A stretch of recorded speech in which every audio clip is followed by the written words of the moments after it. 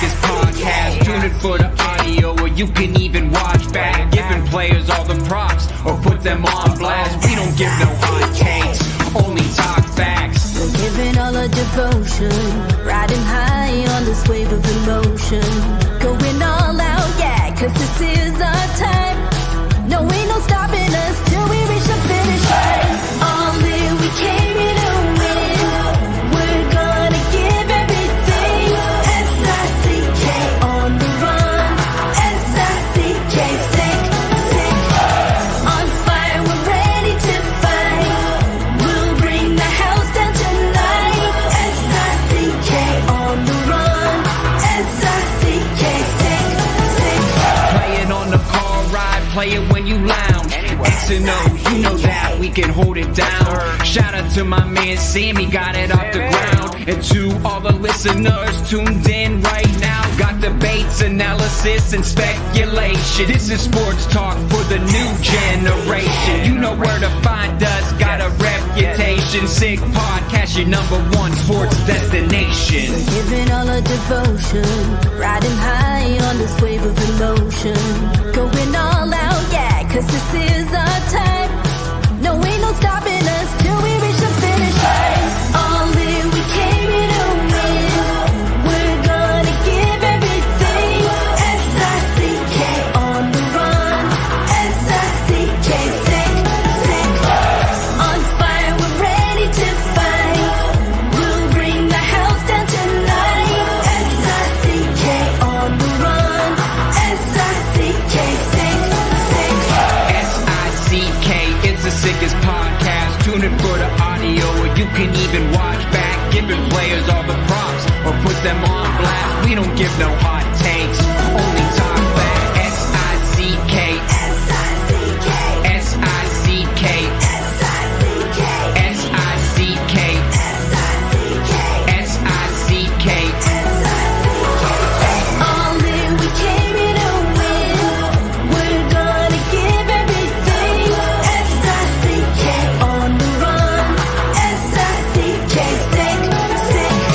S-I-C-K, it's the sickest podcast. Tune in for the audio, or you can even watch back. Giving players all the props, or put them on blast. We don't give no hot takes, only talk facts. We're giving all our devotion, riding high on this wave of emotion.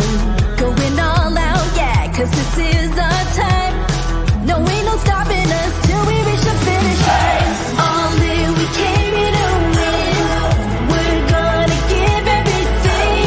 S-I-C-K on the run. S-I-C-K, sick. On fire, we're ready to fight. We'll bring the house down tonight. S-I-C-K on the run. S-I-C-K, sick. Playing on the car ride, play it when you lounge. X and O, you know that we can hold it down. Shout out to my man Sammy, got it off the ground. And to all the listeners tuned in right now. Got debates, analysis, and speculation. This is sports talk for the new generation. You know where to find us, got a reputation. Sick podcast, your #1 sports destination. We're giving all our devotion, riding high on this wave of emotion. Going all out, yeah, cause this is our time. No, ain't no stopping us till we reach the finish line. All in, we came here to win. We're gonna give everything. S-I-C-K on the run. S-I-C-K, sick. On fire, we're ready to fight.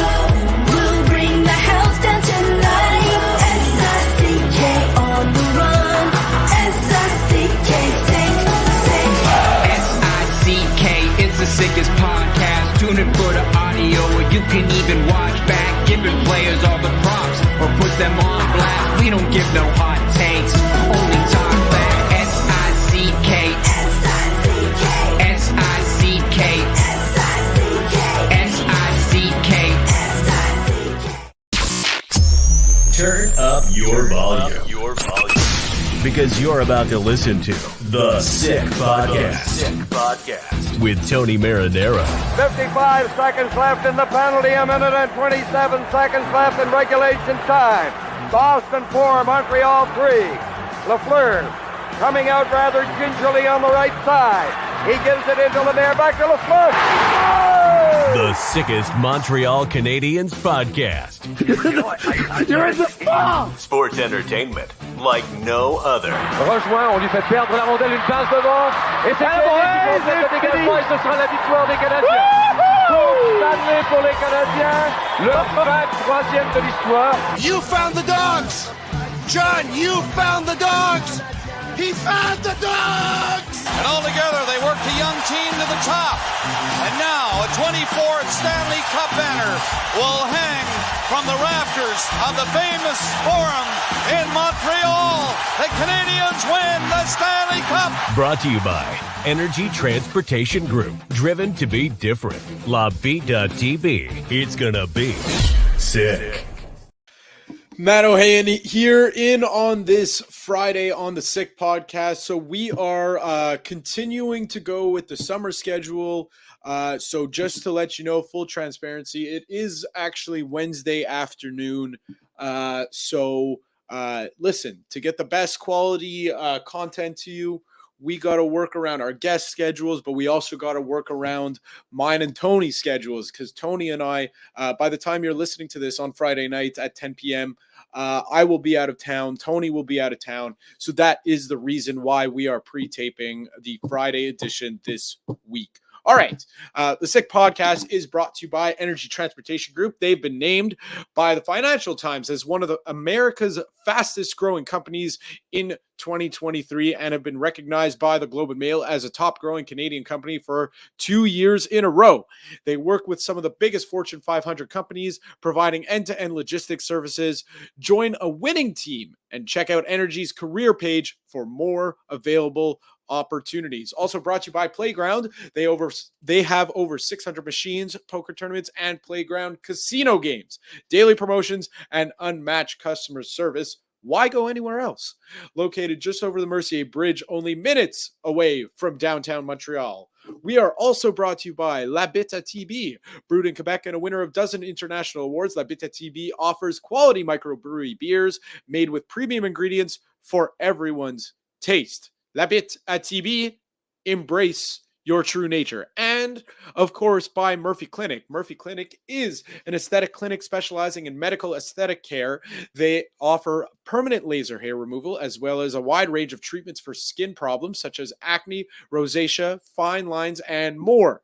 They currently have 2 clinics, one located in Montreal's Shop Angus, and a second one on the North Shore in Terrebonne. They are opening soon in Quebec City. Visit murphyclinic.ca or on Instagram at Murphy Clinic. Okay, before I introduce our guest, just to let you know, because some people may have noticed, I am peering down. I guess it's on my right to the left of your screen. I've been getting tons of comments on my podcast episodes of why am I always peering to the left? Well, the reason is our producer today, Shane, he has placed those reads in our chat, which is on the right side of my screen. So I look to the right and it comes across as on the left. And for the same reason, our guests are always on the right side of my screen, and it comes off to the left for you guys. That is why I always stare to the left. Let's get things started. Let's introduce him from the Montreal Gazette. We welcome in a usual Friday staple, Stu Cowan. Stu, how are you? I'm doing really well. How are you? I'm doing fine. I mean, I'm not doing as fine as Sean Monahan is, because he just got himself a brand new $2 million paycheck. So just right off the bat, initial thoughts. Well, it's $1.985 million. He has to play 26 games at least to get to the $2 million mark. He has a $15,000 bonus put in the contract, which I sort of chuckled when I saw it. Peanuts for an NHL player, but it just sort of says a lot about Sean Monahan. When we spoke with him in the Zoom conference on Wednesday, he said there was a number he wanted to reach with his contract, which was obviously $2 million. And maybe for a little incentive, he played 25 games only last year. So he plays 26 this year. He gets the extra $15,000. He gets a $2 million. But I think it's a really yet another smart move by GM Kent Hughes that works for both sides. I mean, the term is 1 year is reasonable. The money is very reasonable. And they're basically in the same situation they were last season with Monahan when they took on his $6 million salary cap from Calgary, hoping he could stay healthy play very well, and then maybe trade him for another first-round pick, since they already have one first-round pick in 2025 they got from Calgary in that deal. And now they're in a similar situation, just with a much smaller hit on the salary cap. And I think it's a smart move. Sean Monahan being around the room on a daily basis, he is so admired and so respected by all his teammates. They really love the guy, and he played really well when he was healthy. The team was 500 record when he got hurt.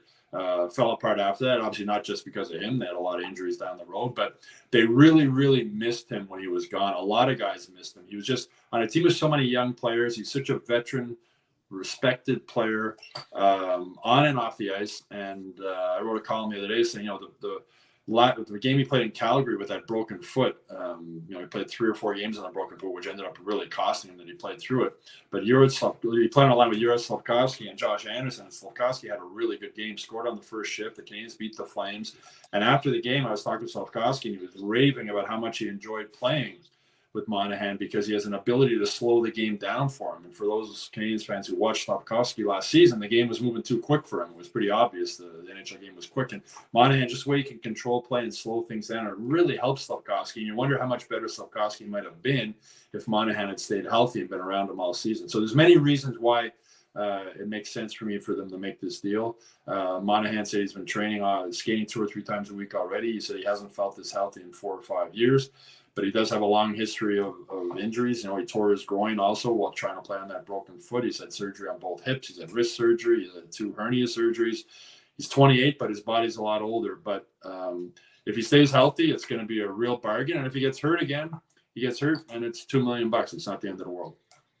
Well, that's you mentioned something that's a great segue in that, you spoke about how he played that game with Juraj Slafkovsky. Well, when he spoke to the media, he also talked about the young core of the team. So, Shane, why don't you load that one up for us? The young group was, I think it was different for me. I mean, I was in Calgary for a long time with a more veteran team, I guess. And coming in and having the young guys and that energy and guys trying to get better every day and pushing each other, it was real fun to be a part of. And I think I really think I can help the team get better every day. So it's an exciting time to be a Montreal Canadian. I love what he said, because in another clip that we have, but I'm not going to ask you to play it, Shane. So don't hold your breath. But he mentions how Martin St. Louis helped him so much this season. Mm-hmm. And, that's pretty amazing, the trickle down effect, because, most of the time, as the old saying goes, you are what you are in the NHL once you hit, 23, 24, 25 as a skater, at least. I love hearing that. I love hearing that it's coming from the leadership is positive from the top down. They're learning things from top down, from the veterans to the young guys, but from the coaches to the veterans, because hey, how often is it that you hear a 28-year-old vet saying, wow, this coach is really doing wonders for developing my skills? Well, one of the great quotes from Monahan was, he said, Marty really helped me love the game more and more as the season went on. He played for Daryl Sutter in Calgary. There's a couple of different types of coaches. So the players, to a man, all say the same thing about Marty. Just he as Monahan said, Marty understands the today's game. It's not that long ago that he was retired, that he was playing, and Monahan's one of the few guys who he was played against him. And he just said that the way he runs his practices, the way he does everything, the way he lets players make mistakes, he said he lets guys play the game. He said you don't want to make mistakes, and you shouldn't. Mistakes shouldn't be, there's nothing wrong with them type of thing, but mistakes are going to happen, and if you learn from them, that's the key. And that's the way Marty St. Louis has coached his team. He wants them to play a freewheeling style of hockey. He realizes there's going to be mistakes, and then you're going to correct the mistakes. And St. Louis often says, I can relate to every player on the team because I've been in all their positions. I wasn't drafted.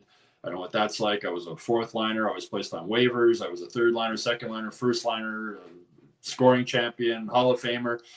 Monahan can relate to these young guys, these young former first-round picks like Suzuki and Caulfield and Kirby Dach and the other guys, because he was one. And he can relate to Slafkovsky because he also played in the NHL as an 18-year-old after the Flames drafted him. So he understands what it's like to be a young guy in a Canadian market with a lot of pressure on you.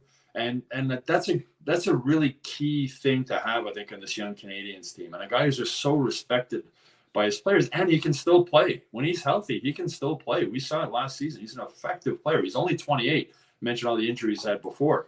But he can relate to these young guys, and they really like him. They admire him. And just as important, he loves playing in Montreal. He wants to play here. He spoke about how much he enjoyed the city, how much he likes the restaurants, how nice it is. And he's used to being in a Canadian market. So for so many years, there are guys who don't want to play in Montreal, or free agents who don't want to play in Montreal. He was a free agent. I don't know how many other offers he would have had, but he would have had other offers on July 1st, I'm sure. But he's happy in Montreal. He likes the situation. He likes the coach. He likes the GM. I asked him how much he had talked one-on-one with Kent Hughes about this contract. He said he talked with Kent Hughes a lot. He likes the direction the Canadians are taking. He's not a guy, he probably won't be around in 3 years from now when the Canadians get to the peak of their rebuild, or what should be the peak of their rebuild. But he could play a really key role moving forward. And from being around him, he's just such a calm and cool guy. And he says he's always played through injuries. He's never complained. He said at one point, this is the healthiest he's felt in 4 or 5 years. And one of the reporters said, well, you said last year you were really healthy. And he said, well, anytime a reporter asks me, I'm going to say I'm good. A lot of hockey players are like that. But, and he said that probably the best thing that could have happened to him is this extended, he hasn't played a game since December 5th.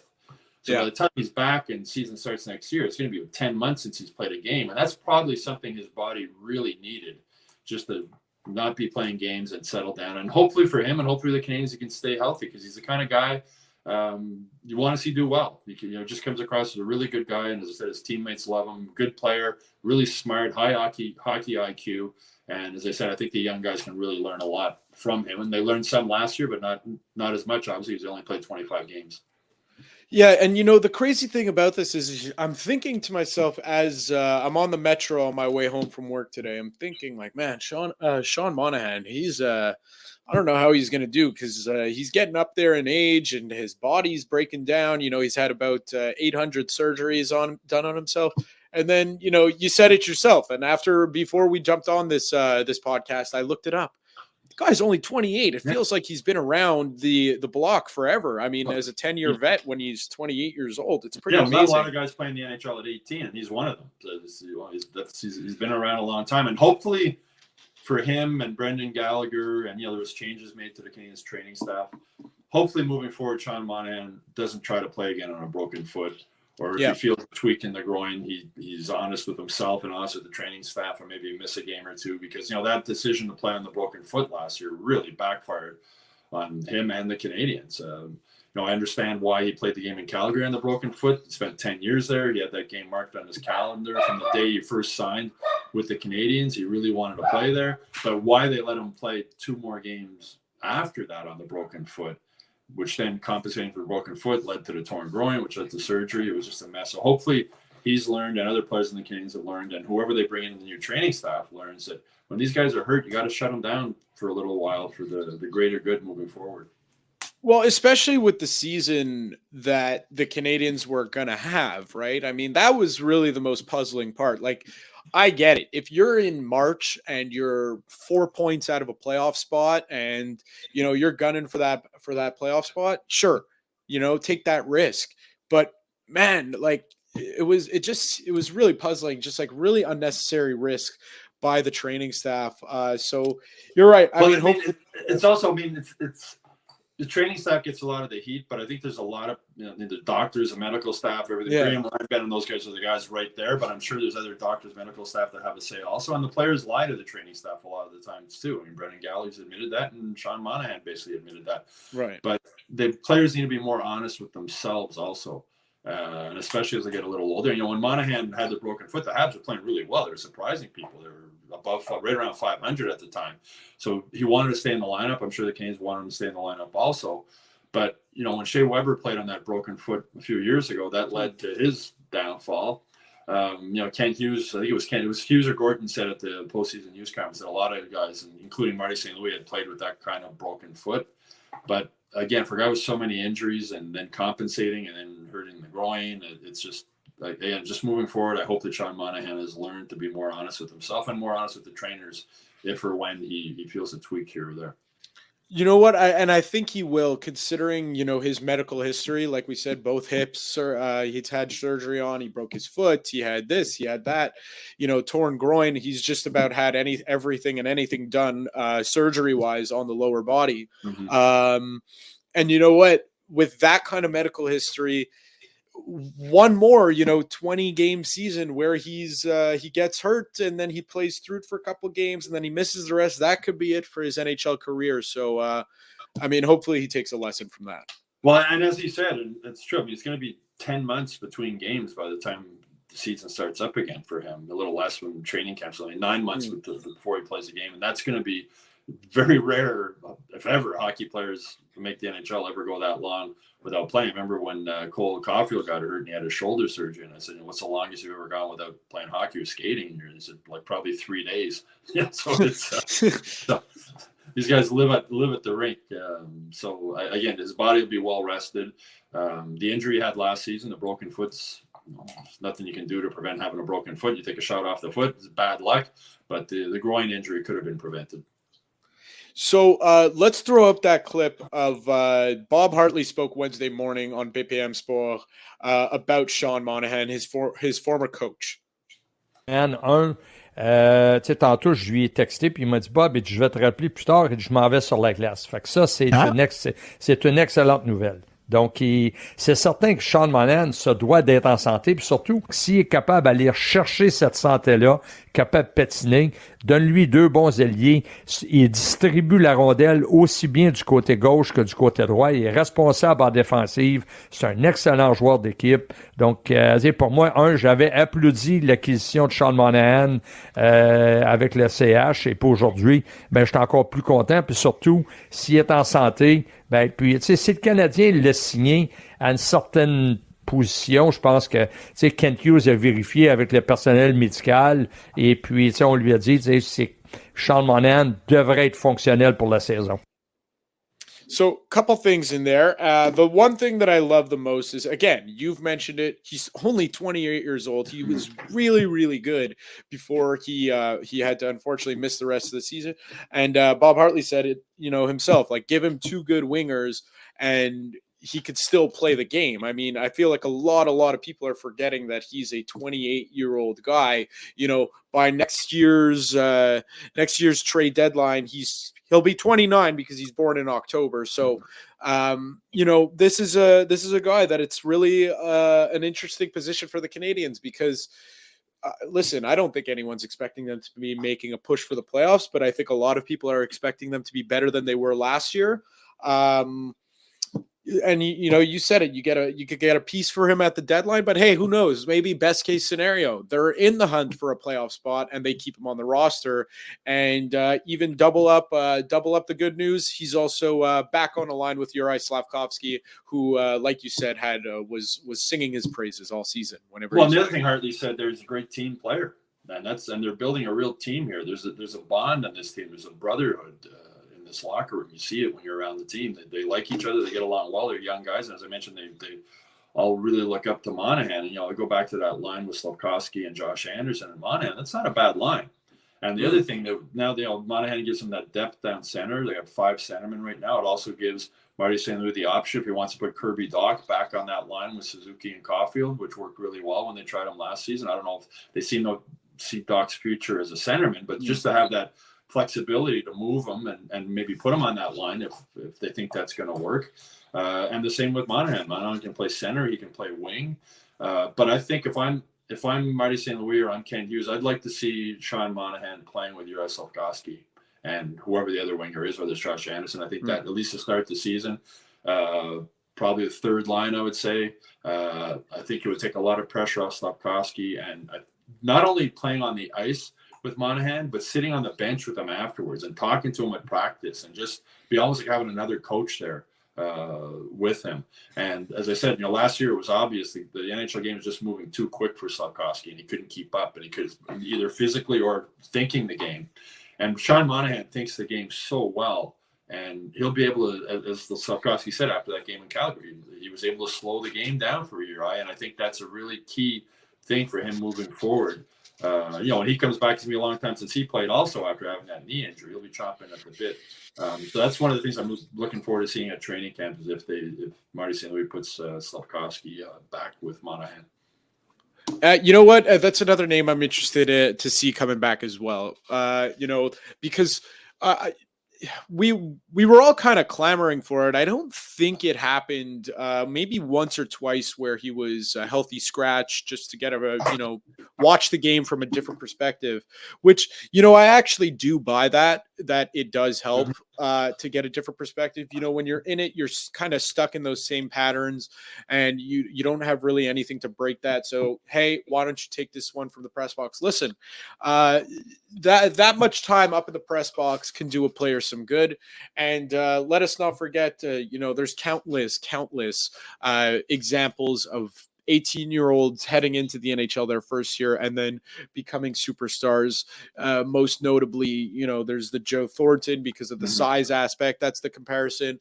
The comparison, because I'm a little bit younger than when he came into the NHL, is Steven Stamkos, 20 goals, 20 assists in his first season. Everyone's calling him a bust, and then bang, you got a 60-goal scorer. I'm just really excited to see Juraj Slafkovsky amongst many other players on the team. But really, like you said, they're building something here, and the fact that they want to have Sean Monahan a part of it, even if it's just on a 1-year contract, it speaks volumes to the type of season they had on and off the ice last year. Well, Slafkovsky watched a lot of games in the press box last year. He had a lot of company. I mean, at one point they had like 11 guys. It was funny when we walked by the media part. We walked by towards the intermission to go get a coffee or a hot dog or whatever. You see all these guys sitting there, like piled up together, all like half the team sitting there. But so Slafkovsky got to watch a lot of games in the press box. And when Jordan Harris first got called up, first joined the Canadiens, he played 4 or 5 games. Then he was made a healthy scratch a couple of times. And Harris told me afterwards, he said, Marty wanted him to watch the game closely from up there and look for things. And Jordan said, what he realized is that there's times when you have more time than you think on the ice when you have the puck. And he said he noticed that when he was watching the game from up top. There's certain situations where you don't need to rush as much as you think you do. And I think that's a key thing for Slafkovsky to learn. It's just, in his own end, he had trouble with pucks coming around the wall in his own end and chipping them out and whatnot. It's just guys, defensemen were on top. Everything happened so much quicker in the NHL. And also he was used to playing on the bigger rink, where it's tougher for the defenseman to come in and pinch on the guy in the defensive zone. So maybe he's, from watching up top, and they've talked about the skills coach that helps them, and all the Marty St. Louis and everybody else. Slafkovsky may have learned now that there's certain period of times where he has more times. He doesn't have to rush so much. Learning, he has to keep his head up. He almost got killed a few times there last year by skating with his head down or not being aware of his environment as much. It's a big learning process for him. I thought with Slafkovsky, I totally understand why he started the season in the NHL. I really thought the Canadiens should have sent him to the World Junior Championship, like what Seattle did. Their top pick, but didn't happen. And then he got hurt. I think it would have been good for him to play somewhere where the game is a little bit slower to get his confidence back, play more minutes, get more touches on the puck. And I'll be interested to see what happens this season. If it's a similar situation where the game just still looks like it's too quick for him, if the Canadiens management will be willing to send him down to Laval for a few games this season to try and improve there. It worked with Justin Barron last year. They sent him down after training camp. He played in Laval. During training camp last year, Barron looked like the game was too quick for him. He looked timid out there in a way that Slafkovsky's looked timid at times also. But when he came back from Laval, he was a different player, and he played really well for the Canadiens down the stretch. So be interesting. There's a lot of things going to be interesting to look at training camp, and that's yet another one. Yeah, and a couple more interesting things before then. I mean, right? So the Canadiens are quickly knocking off things off the to-do list. First, it was getting Cole Caulfield under contract. I guess this was a priority because it was the next move after was getting Sean Monahan under contract. Obviously, probably the biggest next thing is the first round pick, the 5th overall pick, and then the 31st overall pick, and so on and so forth. But other than things draft related, unless you're feeling that Kent Hughes can maybe cooking something up to pull something off, what's the next biggest item on the docket for Kent Hughes' offseason checklist? So Sam Montembeault going into the final year of his contract, do they want to wait and see how he plays and then negotiate with him later? Or, Kent Hughes said he was asked recently, it wasn't a top priority for him right now, but he would be willing, to look into it and what happens with that. So I think that's a key thing. If there's anybody they're going to buy out moving forward, I'd be surprised if they do. Carrying over that cap hit for extra time. A guy like Hoffman, he's got 1 year left. I think they're just gonna, hope Hoffman can score 20 goals or something, or bring some value at the trade deadline that they might get something for him, a 3rd round pick or something like that. I don't think it's worth buying him out because there's not, as you said, if they make it'd be very surprising if they make the playoffs this year. I think they'll be more competitive just because if they stay healthy. And Sean Monahan said that, last season, what would have happened if they had been healthy the whole season? If they hadn't had all those injuries, well, they obviously would have bbeen better. How much better is the question. Hopefully, they can stay healthy this season, and we'll find out. But as far as I know there's been reports that Hughes is trying to move up at the draft, which is I certainly hope he is. He's not doing his job if he's not, right? He's calling around and see if there's a way he can move up or what he might be able to get for the trade. Or, the big thing is Mitchkov. Are they going to take the Russian kid if he's available? Yep. Number 5, or is he going to get scared off for the reasons people out there know already? It's going to be, the draft's next week coming up quick. And then we got free agency right after that on July 1st. I don't expect them to be very active on the free agent market. They've got a lot of players under contract as it is right now. So it's going to be interesting to see. But I wouldn't be surprised if Kent Hughes pulls off something at the draft. What he did last year with Kirby Dach, he's a very active GM. He knows all of the agents around the league. He knows the GMs around the league from his previous job as an agent. And I'm sure he's trying to, as he says, every day he's trying to make the Canadiens a little bit better moving forward. And the other thing I like about the way he's approaching, he's very smart, Kent Hughes, when you talk to him. He's very, he's got a plan. And I think I've said this to you before on this. He's got a plan. He's going to stick to it, and for it, if it works, great. And if it doesn't work, at least he had a plan, and he's going to stick with it. And we've seen all the little moves he's made along the way. He hasn't, smart moves here.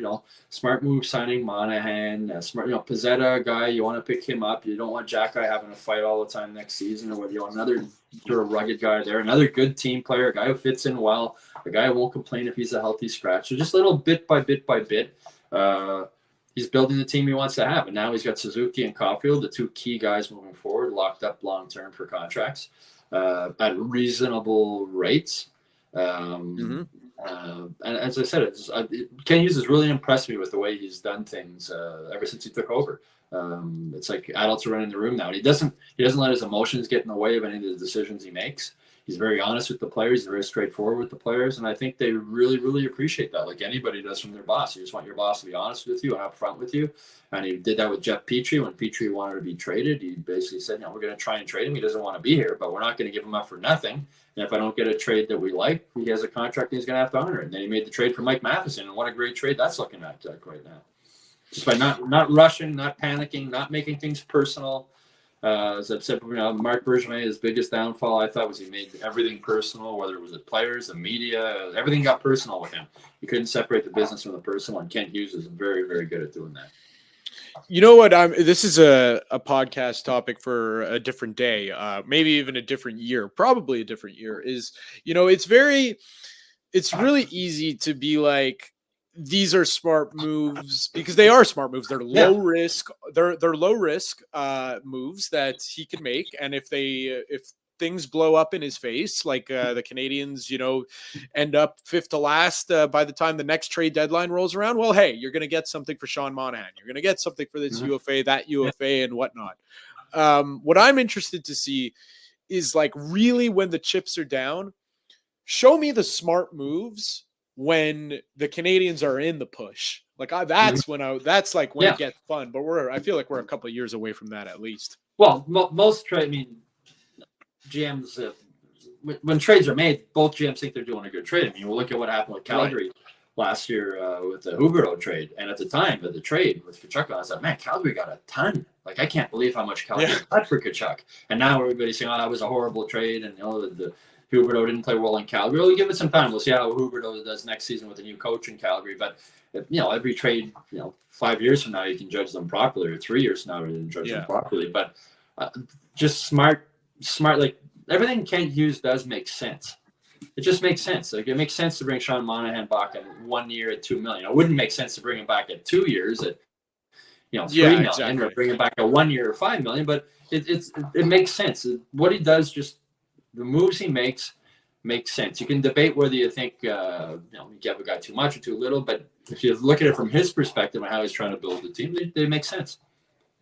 And you know what? Another thing, just because you mentioned the price that everyone's at on the young core is I'm just excited to see this cap number go up. How many years have we been hearing, this is the year it's going to shoot up and the players are done paying escrow and all that, and we just never see it. So that's when really we're going to see the real value of the young core's contracts in the Suzuki and the Caulfield. Like, imagine paying $7.8 million for 45 goals. I don't think too many people would be complaining about that. No, and Kent Hughes is fortunate too that he doesn't have Carey Price and Shea Weber's contracts hanging over him anymore, because if they were still there, have guys in their mid-30s making a lot of money and banged up and not performing. That's you're not giving Cole Caulfield $8 million a year. Your hands are really tied. So the fact that those two contracts are off the books really helped Kent Hughes moving forward. And we'll see where, I'm really excited. I keep reading. I'm in that zone where I was with the Bengals back in April, where, I'm reading any which mock draft available to me. I'm reading it. I'm reading all the player descriptions. There's a really great one on The Athletic. Chris Wheeler, I think his name is, his top 100 prospects. It's fantastic read. I mean, I just read a couple of the players' profiles. It's really, really great. So I'm really excited for the draft. Not so excited that it's on a Wednesday and Thursday night. Hey, but that's the NHL for you. Yeah, that was a strange one. But it's TV, I guess, rules, and I guess it's a TV. Gary Bettman sold everything to the U.S. TV markets, TV networks. So I guess that's when they got something better to show, I guess, on the weekend. You know what? I just can't wait for when ESPN finally bullies the NHL into starting games on time. But hey, that's a topic for another day. Stu, thank you very much for joining us. It's very much appreciated as always, and hopefully talk to you soon. All right. Enjoy your weekend. All right, that was Stu Cowan. I'm Matt Ohayon.